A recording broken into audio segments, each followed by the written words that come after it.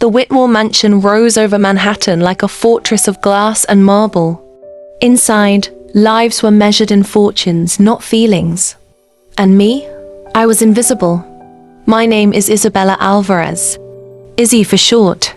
I cleaned the floors no one walked on, dusted books no one read, and pressed gowns no one wore twice. At least I was invisible. Until the night Alexander Whitmore walked into the kitchen. He was supposed to be upstairs at another one of those endless Whitmore galas. Champagne, crystal chandeliers, violins echoing off marble. But he slipped away, loosened his tie. Dark hair falling into his eyes and found me by the sink. Our worlds were galaxies apart. Heir to an empire, his name printed on skyscrapers. Me? The maid who made sure his silver was spotless. But when his gaze met mine, it wasn't pity. It wasn't arrogance. It was curiosity. And in that moment, something shifted.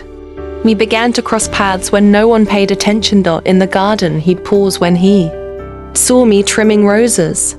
By the library doors, he'd nod while I carried stacks of books. Even in the hallways, a glance, a fleeting smile. The mansion felt different when he was near.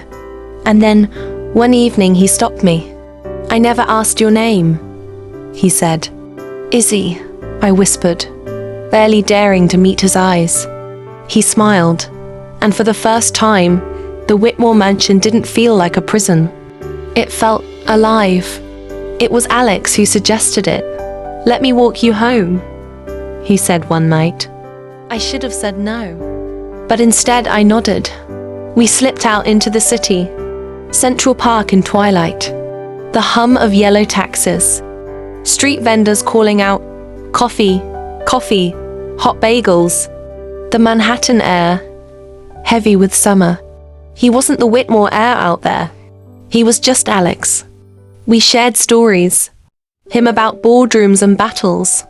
Me about my mother in Queens and my dream of finishing school. We laughed over pizza slices on Prince Street, walked Soho cobblestones with no one to judge us, and stood on the Brooklyn Bridge watching the skyline glitter like a promise. And in that city of 10 million, it felt like the world had narrowed to just us two. But secrets don't stay secrets in houses built on power. Margaret Whitmore, Alex's mother, noticed the change. The glances, the soft smiles, the way her son left galas early. Her words were knives dressed in pearls. "She will never belong here, Alexander. Don't confuse gratitude with love." I heard her once, her voice slicing through the marble hallways. I should have left then. Should have packed my bag. But when Alex found me in the staff corridor that night, his voice was steady, eyes unshaken. "I don't care what they say. I see you, Izzy." And I believed him.